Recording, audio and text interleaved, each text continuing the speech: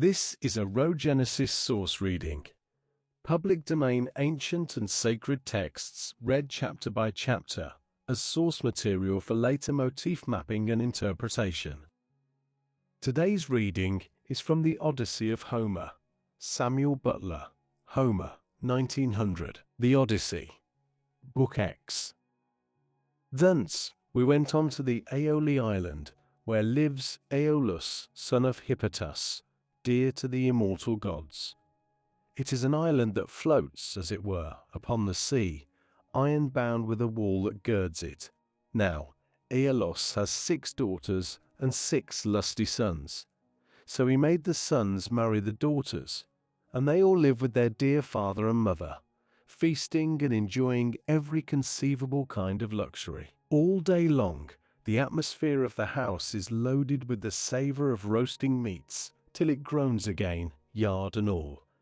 But by night they sleep on their well-made bedsteads, each with his own wife between the blankets.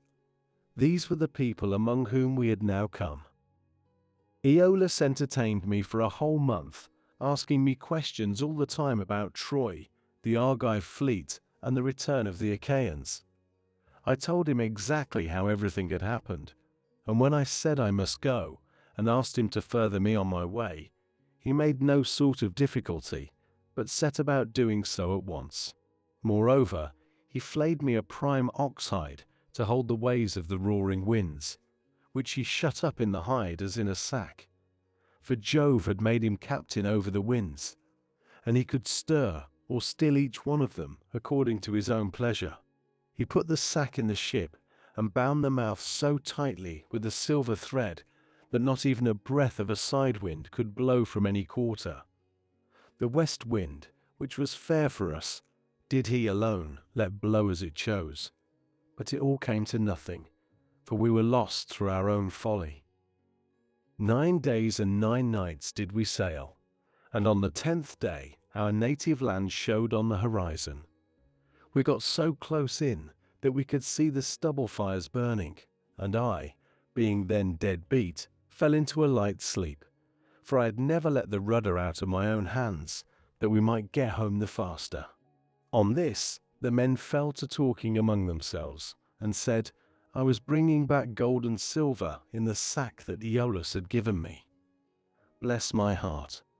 Would one turn to his neighbor saying, how this man gets honored and makes friends to whatever city or country he may go. See what fine prizes he is taking home from Troy, while we, who have traveled just as far as he has, come back with hands as empty as we set out with. And now Aeolus has given him ever so much more. Quick, let us see what it all is, and how much gold and silver there is in the sack he gave him. Thus they talked, and evil counsels prevailed. They loosed the sack, whereupon the wind flew howling forth, and raised a storm that carried us weeping out to sea, and away from our own country. Then I awoke, and knew not whether to throw myself into the sea, or to live on and make the best of it. But I bore it, covered myself up, and lay down in the ship, while the men lamented bitterly, as the fierce winds bore our fleet back to the Aeolian island. When we reached it, we went ashore to take in water, and dined hard by the ships. Immediately after dinner, I took a herald and one of my men, and went straight to the house of Aeolus, where I found him feasting with his wife and family. So we sat down as suppliants on the threshold. They were astounded when they saw us and said, Ulysses, what brings you here? What god has been ill-treating you? We took great pains to further you on your way home to Ithaca, or wherever it was that you wanted to go to. Thus did they speak, but I answered sorrowfully, my men have undone me, they and cruel sleep have ruined me. My friends, mend me this mischief, for you can if you will. I spoke as movingly as I could, but they said nothing, till their father answered, vilest of mankind, get you gone at once out of the island. Him whom heaven hates will I in no wise help. Be off, for you come here as one abhorred of heaven. And with these words he sent me sorrowing from his door. Thence we sailed sadly on, till the men were worn out with long and fruitless rowing, for there was no longer any wind to help them. 6 days, night and day, did we toil, and on the 7th day we reached the rocky stronghold of Lamus, Telepilus, the city of the Lastrygonians, where the shepherd who is driving in his sheep and goats salutes him who is driving out his flock, and this last answers the salute. In that country, a man who could do without sleep might earn double wages, one as a herdsman of cattle, and another as a shepherd, for they work much the same by night as they do by day. When we reached the harbour, we found it landlocked under steep cliffs, with a narrow entrance between 2 headlands. My captains took all their ships inside, and made them fast close to one another, for there was never so much as a breath of wind inside, but it was always dead calm. I kept my own ship outside, and moored it to a rock at the very end of the point. Then I climbed a high rock to reconnoitre, but could see no sign neither of man nor cattle, only some smoke rising from the ground.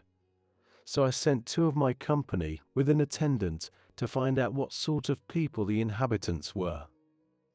The men, when they got on shore, followed a level road by which the people draw their firewood from the mountains into the town, till presently they met a young woman who had come outside to fetch water, and who was daughter to a Lastrygonian named Antiphates. She was going to the fountain Artatia, from which the people bring in their water, and when my men had come close up to her, they asked her who the king of that country might be, and over what kind of people he ruled. So she directed them to her father's house. But when they got there, they found his wife to be a giantess as huge as a mountain, and they were horrified at the sight of her. She at once called her husband, Antiphates, from the place of assembly, and forthwith he set about killing my men. He snatched up one of them, and began to make his dinner off him then and there, whereon the other 2 ran back to the ships as fast as ever they could. But Antiphates raised a hue and cry after them, and thousands of sturdy Lastrygonians sprang up from every quarter, ogres, not men. They threw vast rocks at us from the cliffs, as though they had been mere stones, and I heard the horrid sound of the ships crunching up against one another, and the death cries of my men, as the Lastrygonians speared them like fishes, and took them home to eat them. While they were thus killing my men within the harbour, I drew my sword, cut the cable of my own ship, and told my men to row with half their might, if they too would not fare like the rest. So they laid out for their lives, and we were thankful enough when we got into open water out of reach of the rocks they hurled at us. As for the others, there was not one of them left. Thence we sailed sadly on, glad to have escaped death, though we had lost our comrades, and came to the Aeaean island, where Circe lives, a great and cunning goddess, who is own sister to the magician Etis, for they are both children of the sun by Perse, who is daughter to Oceanus. We brought our ship into a safe harbour without a word, for some god guided us thither, and having landed, we there for 2 days and 2 nights, worn out in body and mind. When the morning of the 3rd day came, I took my spear and my sword, and went away from the ship to reconnoitre, and see if I could discover signs of human handiwork, or hear the sound of voices. Climbing to the top of a high lookout, I espied the smoke of Circe's house rising upwards amid a dense forest of trees. And when I saw this, I doubted whether, having seen the smoke, I would not go on at once and find out more. But in the end, I deemed it best to go back to the ship, give the men their dinners, and send some of them instead of going myself. When I had nearly got back to the ship, some god took pity upon my solitude, and sent a fine antlered stag right into the middle of my path. He was coming down his pasture in the forest to drink of the river, for the heat of the sun drove him, and as he passed, I struck him in the middle of the back. The bronze point of the spear went clean through him, and he lay groaning in the dust until the life went out of him. Then I set my foot upon him, drew my spear from the wound, and laid it down. I also gathered rough grass and rushes, and twisted them into a fathom or so of good stout rope, with which I bound the 4 feet of the noble creature together. Having so done, I hung him round my neck, and walked back to the ship, leaning upon my spear, for the stag was much too big for me to be able to carry him on my shoulder, steadying him with one hand. As I threw him down in front of the ship, I called the men, and spoke cheeringly man by man to each of them. "Look here, my friends," said I, "we are not going to die so much before our time after all, and at any rate, we will not starve so long as we have got something to eat and drink on board." On this, they uncovered their heads upon the seashore, and admired the stag, for he was indeed a splendid fellow. Then, when they had feasted their eyes upon him sufficiently, they washed their hands and began to cook him for dinner. Thus, through the livelong day to the going down of the sun, we stayed there eating and drinking our fill. But when the sun went down and it came on dark, we camped upon the seashore. When the child of morning, fingered dawn, appeared, I called a council and said, "My friends, we are in very great difficulties. Listen therefore to me. We have no idea where the sun either sets or rises, so that we do not even know east from west. I see no way out of it. Nevertheless, we must try and find one. We are certainly on an island, for I went as high as I could this morning, and saw the sea reaching all round it to the horizon. It lies low, but towards the middle I saw smoke rising from out of a thick forest of trees." Their hearts sank as they heard me, for they remembered how they had been treated by the Laestrygonian Antiphates and by the savage ogre Polyphemus. They wept bitterly in their dismay, but there was nothing to be got by crying, so I divided them into 2 companies and set a captain over each. I gave one company to Eurylochus, while I took command of the other myself. Then we cast lots in a helmet, and the lot fell upon Eurylochus. So he set out with his 22 men, and they wept, as also did we who were left behind. When they reached Circe's house, they found it built of cut stones, on a site that could be seen from far in the middle of the forest. There were wild mountain wolves and lions prowling all round it, poor bewitched creatures whom she had tamed by her enchantments and drugged into subjection. They did not attack my men, but wagged their great tails, fawned upon them, and rubbed their noses lovingly against them. As hounds crowd round their master when they see him coming from dinner, for they know he will bring them something, even so did these wolves and lions with their great claws fawn upon my men. But the men were terribly frightened at seeing such strange creatures. Presently they reached the gates of the goddess's house, and as they stood there, they could hear Circe within, singeing most beautifully as she worked at her loom, making a web so fine, so soft, and of such dazzling colors as no one but a goddess could weave. On this, Polites, whom I valued and trusted more than any other of my men, said, "There is someone inside working at a loom and singing most beautifully. The whole place resounds with it. Let us call her and see whether she is woman or goddess." They called her, and she came down, unfastened the door, and bade them enter. They, thinking no evil, followed her, all except Eurylochus, who suspected mischief and stayed outside. When she had got them into her house, she set them upon benches and seats, and mixed them a mess with cheese, honey, meal, and pramnion. But she drugged it with wicked poisons to make them forget their homes. And when they had drunk, she turned them into pigs by a stroke of her wand, and shut them up in her pigsties.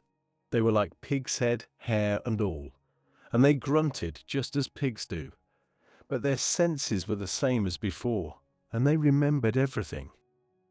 Thus then were they shut up squealing, and Circe threw them some acorns and beech masts such as pigs eat.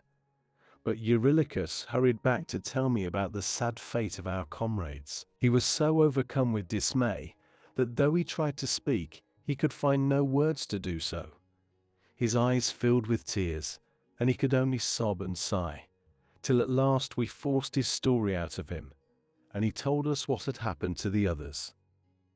"We went," said he, "as you told us, through the forest, and in the middle of it there was a fine house built with cut stones in a place that could be seen from far. There we found a woman, or else she was a goddess, working at her loom and singing sweetly. So the men shouted to her and called her, whereon she at once came down, opened the door, and invited us in. The others did not suspect any mischief, so they followed her into the house. But I stayed where I was, for I thought there might be some treachery. From that moment I saw them no more, for not one of them ever came out, though I sat a long time watching for them. Then I took my sword of bronze and slung it over my shoulders. I also took my bow and told Eurylochus to come back with me and show me the way. But he laid hold of me with both his hands and spoke piteously, saying, 'Sir, do not force me to go with you, but let me stay here, for I know you will not bring one of them back with you, nor even return alive yourself. Let us rather see if we cannot escape, at any rate with the few that are left us, for we may still save our lives.' 'Stay where you are then,' answered I, 'eating and drinking at the ship, but I must go, for I am most urgently bound to do so.' With this I left the ship and went up inland. When I got through the charmed grove, and was near the great house of the enchantress Circe, I met Mercury with his golden wand, disguised as a young man in the heyday of his youth and beauty, with the down just coming upon his face. He came up to me and took my hand within his own, saying, 'My poor unhappy man, whither are you going over this mountain top, alone and without knowing the way? Your men are shut up in Circe's pigsties, like so many wild boars in their lairs. You surely do not fancy that you can set them free?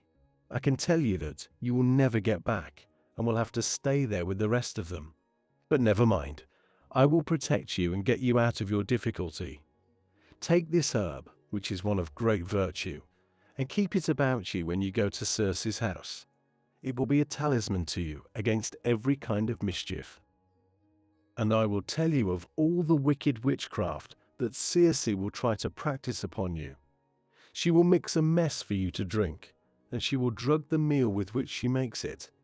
But she will not be able to charm you, for the virtue of the herb that I shall give you will prevent her spells from working.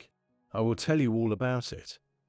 When Circe strikes you with her wand, draw your sword and spring upon her as though you were going to kill her. She will then be frightened and will desire you to go to bed with her. On this you must not point blank refuse her, for you want her to set your companions free, and to take good care also of yourself. But you make her swear solemnly by all the blessed that she will plot no further mischief against you, or else when she has got you naked, she will unman you and make you fit for nothing." As he spoke, he pulled the herb out of the ground and showed me what it was like. The root was black, while the flower was as white as milk. The gods call it moly, and mortal men cannot uproot it, but the gods can do whatever they like. Then Mercury went back to high Olympus, passing over the wooded island. But I fared onward to the house of Circe, and my heart was clouded with care as I walked along. When I got to the gates, I stood there and called the goddess, and as soon as she heard me, she came down, opened the door and asked me to come in. So I followed her, much troubled in my mind.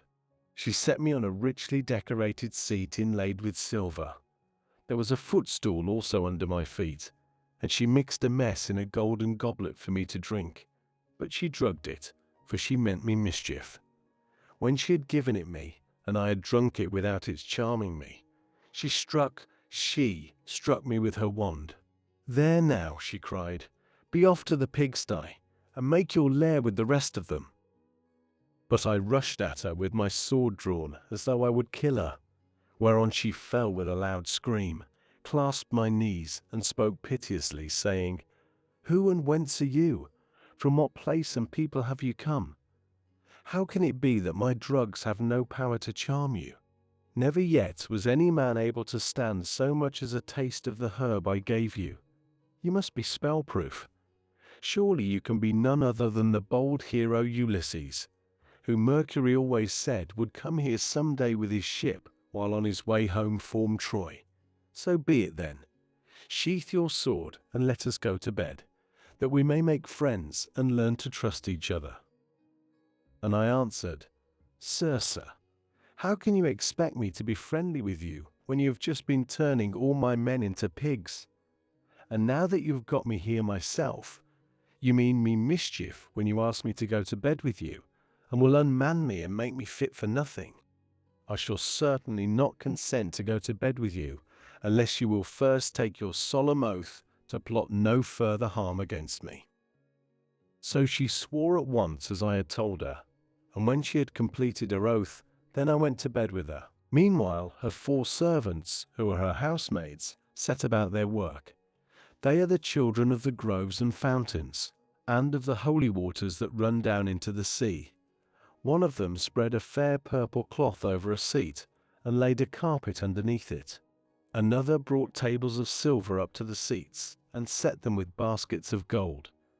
A third mixed some sweet wine with water in a silver bowl, and put golden cups upon the tables, while the fourth she brought in water, and set it to boil in a large cauldron over a good fire which she had lighted. When the water in the cauldron was boiling, she poured cold into it till it was just as I liked it. And then she set me in a bath, and began washing me from the cauldron about the head and shoulders, to take the tire and stiffness out of my limbs. As soon as she had done washing me and anointing me with oil, she arrayed me in a good cloak and shirt, and led me to a richly decorated seat inlaid with silver. There was a footstool also under my feet.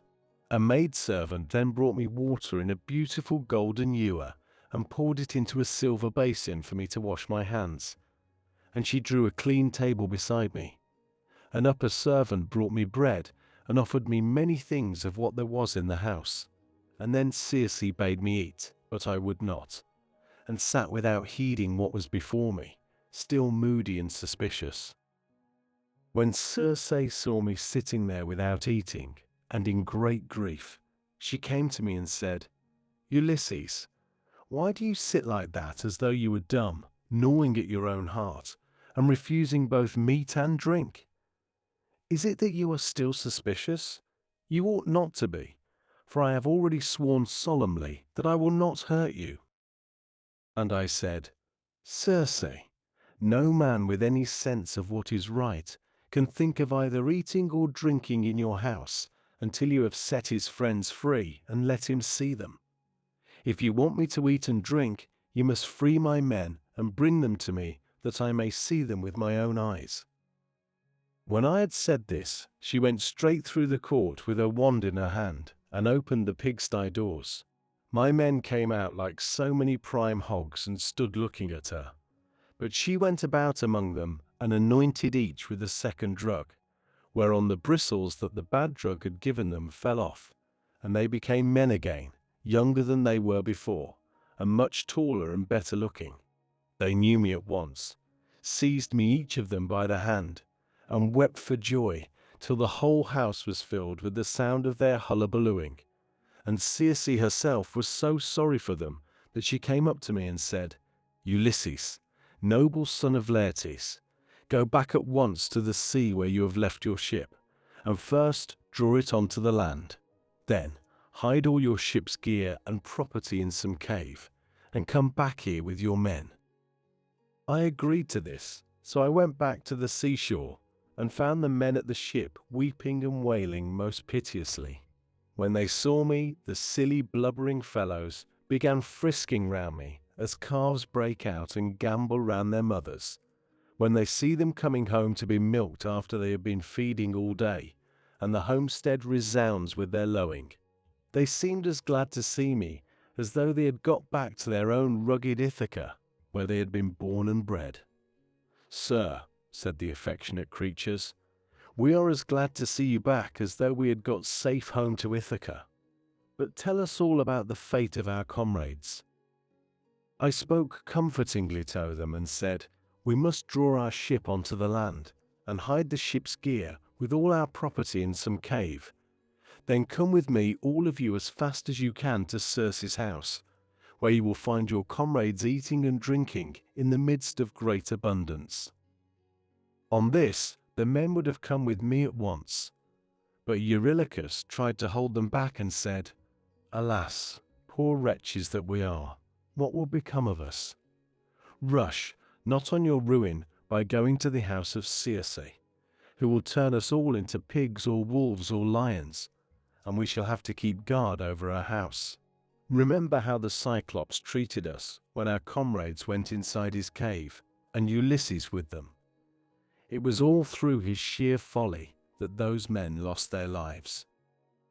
When I heard him, I was in two minds whether or no to draw the keen blade that hung by my sturdy thigh and cut his head off in spite of his being a near relation of my own. But the men interceded for him and said, "Sir, if it may so be, let this fellow stay here and mind the ship, but take the rest of us with you to Circe's house." On this, we all went inland, and Eurylochus was not left behind after all, but came on too, for he was frightened by the severe reprimand that I had given him. Meanwhile, Circe had been seeing that the men who had been left behind were washed and anointed with olive oil. She had also given them woolen cloaks and shirts, and when we came, we found them all comfortably at dinner in her house. As soon as the men saw each other face to face and knew one another, they wept for joy and cried aloud till the whole palace rang again. Thereon Circe came up to me and said, "Ulysses, noble son of Laertes, tell your men to leave off crying.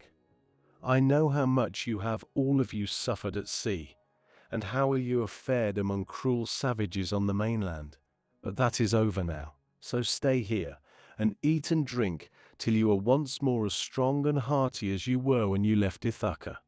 For at present you are weakened both in body and mind. You keep all the time thinking of the hardships you have suffered during your travels, so that you have no more cheerfulness left in you." Thus did she speak, and we assented.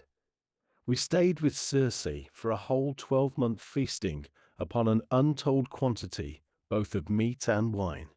But when the year had passed, in the waning of moons, and the long days had come round, my men called me apart and said, "Sir, it is time you began to think about going home, if so be you are to be spared to see your house and native country at all."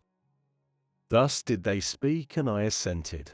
Thereon through the livelong day to the going down of the sun we feasted our fill on meat and wine. But when the sun went down and it came on dark, the men laid themselves down to sleep in the covered cloisters. I, however, after I had got into bed with Circe, besought her by her knees, and the goddess listened to what I had got to say. "Circe," said I, "please to keep the promise you made me about furthering me on my homeward voyage. I want to get back, and so do my men. They are always pestering me with their complaints as soon as ever your back is turned." And the goddess answered, "Ulysses, noble son of Laertes, you shall none of you stay here any longer if you do not want to. But there is another journey which you have got to take before you can sail homewards. You must go to the house of Hades and of dread Proserpine to consult the ghost of the blind Theban prophet Tiresias, whose reason is still unshaken. To him alone has Proserpine left his understanding even in death, but the other ghosts flit about aimlessly." I was dismayed when I heard this. I sat up in bed and wept, and would gladly have lived no longer to see the light of the sun. But presently, when I was tired of weeping and tossing myself about, I said, "And who shall guide me upon this voyage? For the house of Hades is a port that no ship can reach." "You will want no guide," she answered. "Raise you mast, set your white sails, sit quite still, and the north wind will blow you there of itself. When your ship has traversed the waters of Oceanus, you will reach the fertile shore of Proserpine's country, with its groves of tall poplars and willows that shed their fruit untimely. Here, beach your ship upon the shore of Oceanus, and go straight on to the dark abode of Hades. You will find it near the place where the rivers Pyriphlegethon and Cocytus, which is a branch of the river Styx, flow into Acheron, and you will see a rock near it, just where the two roaring rivers run into one another. When you have reached this spot, as I now tell you, dig a trench, a cubit or so in length, breadth, and depth, and pour into it as a drink offering to all the dead. First, honey mixed with milk, then wine, and in the third place, water sprinkling white barley meal over the whole. Moreover, you must offer many prayers to the poor feeble ghosts, and promise them that when you get back to Ithaca, you will sacrifice a barren heifer to them, the best you have, and will load the pyre with good things. More particularly, you must promise that Tiresias shall have a black sheep all to himself, the finest in all your flocks. When you shall have thus besought the ghosts with your prayers, offer them a ram and a black ewe, bending their heads towards Erebus, but yourself turn away from them as though you would make towards the river. On this, many dead men's ghosts will come to you, and you must tell your men to skin the 2 sheep that you have just killed, and offer them as a burnt sacrifice with prayers to Hades and to Proserpine. Then draw your sword and sit there, so as to prevent any other poor ghost from coming near the split blood before Tiresias shall have answered your questions.